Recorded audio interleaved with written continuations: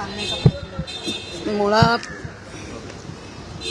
हा महाराष्ट्र छत्रपती शिवाजी महाराज यांच्या पदस्पर्शाने पुनीत झालेला हा महाराष्ट्र आहे. आणि त्यांचे गुरु ते रामदास स्वामी, आणि रामदास स्वामींनी जे मनावर काय परिणाम करू शकतात. आपण हिंदू धर्म म्हणून जेव्हा यंत्र मंत्र या गोष्टीला, साधू संत या गोष्टीला, त्यांच्या आशीर्वादाला जर आपण खूप महत्त्व देतो, आणि ते आहे पण, तर आता अलीकडच्या पिढीला हातात मोबाईल आल्यामुळे ज्या पिढीच्या विचारामध्ये परिवर्तन व्हायला पाहिजे ते छोट्या छोट्या गोष्टींमुळे परिवर्तन होत होतं. मनाचे श्लोक हे आपल्या रामदास स्वामी समर्थांच्या लिखित असलेले ते मनाचे श्लोक आहेत. खरं म्हणजे मला आत्ता कळतंय आपल्या माध्यमातून की कुठेतरी कोणीतरी विरोध केलाय. खरं म्हणजे विरोध करायची गरजच नाही. आम्ही असे कुठे शाळांमध्ये जी मुलं, या मुलांना मातीचे गोळे मनाचे असे म्हणजे फार लहान मुलांवर जे चांगले संस्कार कराल तेवढा तो देशाचा भावी पिढी म्हणून चांगला उदयाला येतो. आणि माझ्या महानगरपालिकेच्या कितीतरी शाळा आहेत, शाळेंचे विद्यार्थी कितीतरी लाखात आहेत, आणि जर अशा असतील तर त्यांच्या मनावरती आता खऱ्या अर्थाने सर्व जाती धर्म पंथ या लहान मुलांवर संस्कार म्हणून एक जो सामाजिक, हे मनाचे श्लोक फक्त हिंदूंचेच आहेत असा भाग कोणी आणू नये. हा सामाजिक संस्कार आहे, आणि तो सामाजिक संस्कार हा प्रत्येकावर व्हायला पाहिजे. आणि ती जी पिढी घडत येते, कारण आम्ही आमच्या शाळेत आम्हाला मनाचे श्लोक शिकवले जायचे, मनाच्या श्लोकांच्या कॉम्पिटिशन व्हायच्या, जास्तीत जास्त मनाचे श्लोक कोणाचे पाठ त्याला बक्षीस मिळायचं. कधीतरी अशी पण कॉम्पिटिशन असायची की मनाचे श्लोक अर्थासहित सांगा.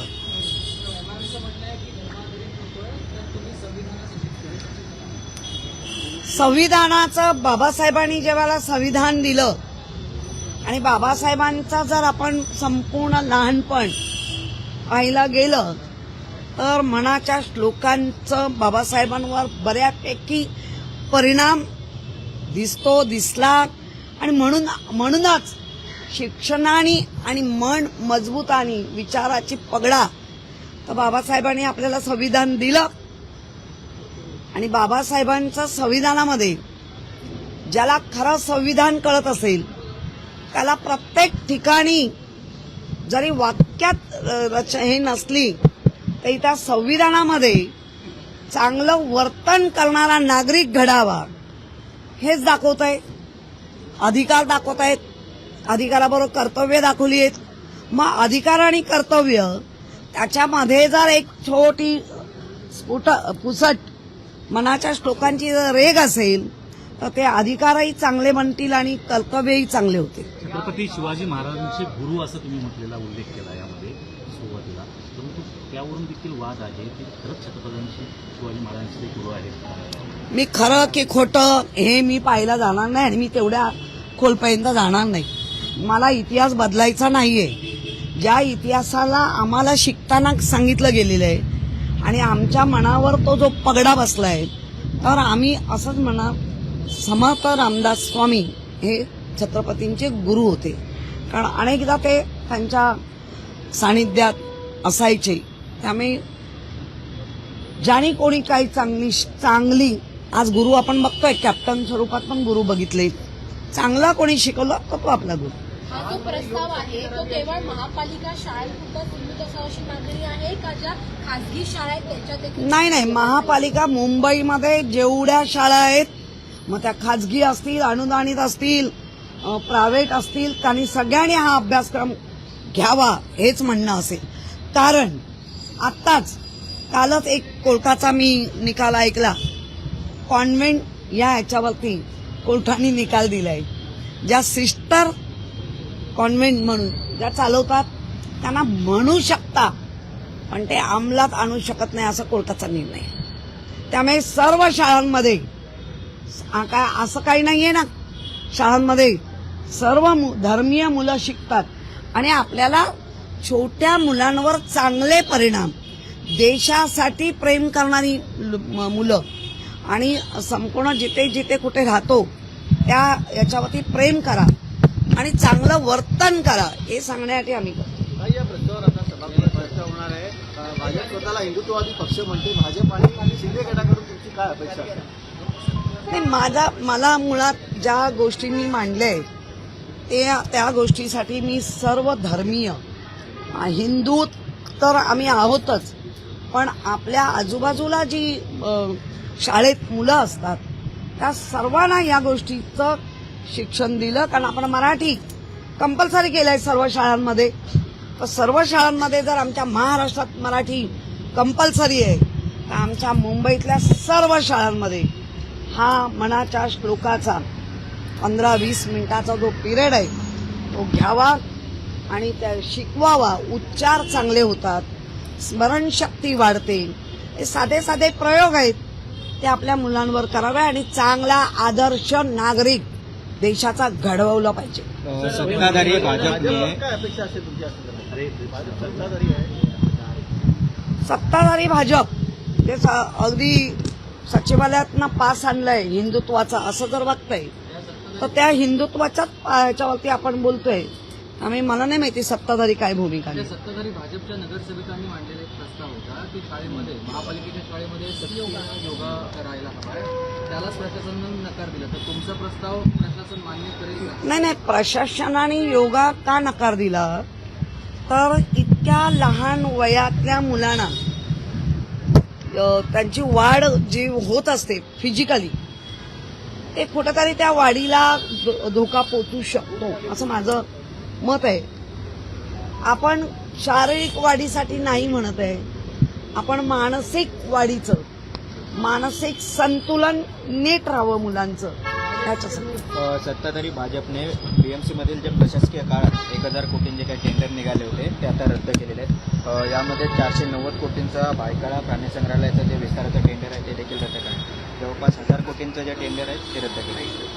बरोबर आहे. भाजपच्याच आमदारांनी श्वेतपत्रिका मागितली आहे आणि त्या श्वेतपत्रिकेमध्ये जर असं आणि काय विसंगती काय आहे, टेंडर पाहिजे तेव्हा फ्लोट केले, पाहिजे तेव्हा मागे नेले असं नाही होणार.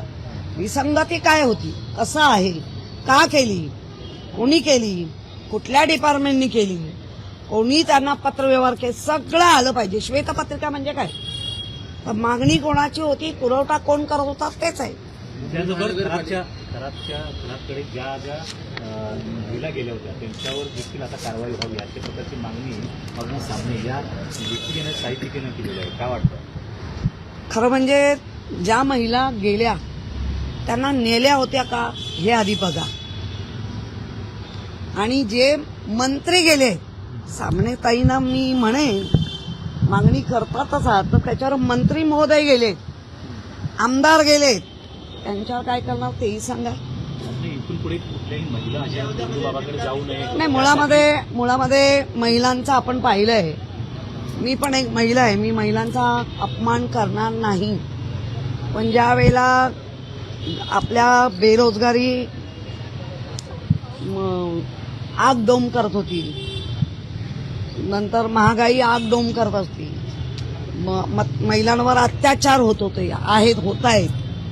पण 1,500 दिल्यानंतर महिलांनी जे काय पराक्रम केले आणि पुन्हा पुन्हा त्याच चुका करणार असतील, तर मला वाटतं महिला आणि प्रत्येक महिलांनी ठरवलं पाहिजे. जर आपल्याला माहिती आहे, जर वामनराव पैंनी लॉजिक सांगितलं होतं, मानसिक लॉजिक. तूच आहेस तुझ्या जीवनाचा शिल्पकार. मी जर ठरवलं की मी ह्या संकटाला तोंड देईन, मी जर ठरवलं या आनंदाला मी जरा नीट बघेन, आनंद आपल्याला हर्ष सगळ्या गोष्टीला तारतम्यात ठेवण्याची ताकद ही स्वतःमध्ये आहे, दुसरीकडे शोधायची गरजच नाही. त्याचबरोबर अनेक बनावट खाती जी आश्वासन वगैरे होती त्यामध्ये रुपाली चाकणकर याच्या बहिणीच्या नावाने त्याच्या पुतण्याच्या नावाने देखील बनावट खाते उडून कोट्यावधींचा पैशांची हेराफेरी केल्याचं पाहायला. मुळामध्ये रुपाली चाकणकरच 2 नंबरच्या आरोपी आहेत. हे वारंवार कृतीतून येणाऱ्या सगळ्या ह्याच्यातून दिसतंय. तर मग का रुपाली चाकणकर जर बिनदिक्कत SITला जाणारच नाही आणि आजही ती सांगते SITची कुठलीही माझ्याकडे इन्क्वायरी लागली नाही, तर कोण तिला वाचवतंय? आणि जर त्या आल्या तर ते सगळं जे काय घडलंय ते कळेल. मुंबई महानगरपालिकेकडून 3 वर्षापूर्वी ई टॉयलेट जे आहे ते सुरू करण्यात आले होते. त्यामधील एक ई टॉयलेट जे पॅशन स्ट्रीटला गुलाब्यामध्ये उभा आहे त्या ठिकाणी कॅफे उघडल्याचा प्रकार जो आहे तो त्या ठिकाणी उघडकीस आला आहे. गुलाबी बसेस. आणि शिफारस जी आहे ती नार्वेकर यांची असल्याची देखील माहिती सुरू आहे. तुम्हाला सांगते, नार्वेकरांच्या वॉर्डमध्ये फार गडबड आहे बाबा. व्यायामशाळा, व्यायामाचे सगळे प्रकार घेतले आणि व्यायामाच्या ज्या जागेवर पाहिजे साहित्य ते कुठेच नाहीये. आणि अधिकारी सांगतात की आम्हाला नार्वेकरांचं अभय आहे. अशा पद्धतीने मुंबई रन करणार आहात का? एकेका घरामध्ये 3 लोकप्रतिनिधी राहून अख्खा विभाग लुबाडण्याचा काम असं अधिकाऱ्यांच्या बोलण्यात तर दिसतंय. त्यामुळे त्याची इन्क्वायरी होणार. आणि ज्या पद्धतीने चाललंय, तुमचा प्रश्न काय होता? ते पिंक बसेस हे सगळं लाटायची काम आहे. तो जो टॉयलेट खरं म्हणजे तेही चुकीचं केलंय. आज आपण शिवाजी पार्कमध्ये जर पाहिलं तर तिथे कोण जात नाही, इतकी दुर्गंधी आणि घाण आहे. त्यामुळे व्यवस्था पहिली चांगली करा, लुबाडायचं काम कमी करा. ताई, दुसरीकडे आपण जर पाहिलं तर मग सध्या सुनेत्रा पवार यांच्या पक्षामध्ये वाद सुरू आहे. त्यांची उपमुख्यमंत्री पद हेच आता वादाच्या भोवऱ्यात येताना पाहायला मिळते. नंतर त्यांनी जे पत्र लिहिलं होतं ते व्हॅलिड धरू नका असं त्यांनी सांगितलं होतं, परंतु आता जे पत्र लिहिलं आहे त्यामुळे वादाच्या खिंडीत ते आले आहेत. त्यांचं उपमुख्यमंत्री पद जे आहे ते देखील धोक्यात आल्याची माहिती मिळते. जवळ राहायचं आणि धोके वाढवायचे हे आता महाराष्ट्राच्या राजकारणात दिसायला लागलंय. सुनेत्रा ताईंबद्दल मी एवढंच म्हणेन, त्या खमक्या आहेत. त्या अजित पवारांच्या पत्नी आहेत. त्यांचं मोहिते पाटील या घराण्यात त्यांचा जन्म झालाय. राजकारण त्यांनी जन्मापासून पाहिलंय. त्यामुळे ते राजकारण कमी करतील आणि सामाजिक काम जास्त करतील. आणि ते करत असताना ज्यांना हे राजकारण हवंच आहे ते लोक त्यांना गोत्यात आणण्याचा नक्की प्रयत्न करतील. पण त्या प्रयत्नाला सुनेत्राताई योग्य पद्धतीने बाजूला करून, मी अजित पवारांची पत्नी, मी मोहिते पाटलांची मुलगी आणि पद्मसिंग पाटलांची बहीण अशा नात्यांनी ज्या गुंफल्या गेल्या आहेत, त्या नात्यांवरचे जे संस्कार आहेत ते नक्की राजकारणात चांगले ठोकून दाखवतील. शेवटचा प्रश्न, राहुरी आणि बारामती पोटनिवडणूक बिनविरोध होणार नाही. काँग्रेस त्यांचा उमेदवार देणार आहे. त्यांचं म्हणणं आहे की ही जी जागा आहे ती आता आम्ही लढू, महाविकास आघाडीशी चर्चा करू, परंतु आम्ही आमचे उमेदवार देऊ. त्यामुळे कुठे ना कुठेतरी सुनेत्रा पवार यांच्या विरोधात देखील आता काँग्रेस उमेदवार देण्यावर ठाम आहे. शिवसेनेची भूमिका तुमच्या पक्ष नाही, मुळामध्ये माझ्या पक्षाची भूमिका अजूनही प्रवक्ती जरी असली तरी आमच्यापर्यंत त्याची चर्चा नाही. त्यामुळे काय भूमिका असेल, पण आतापर्यंतचा आमचा इतिहास आहे की ज्याचे पती गेल्यानंतर त्या भूमिकेला म्हणजे त्या पत्नीला आम्ही सपोर्टच केलाय, असा आतापर्यंतचा इतिहास आहे. याच्यानंतरचं काय आहे ते आम्हाला योग्य वेळी जेव्हा कळेल तेव्हा तुमच्या समोर आम्ही सांगू.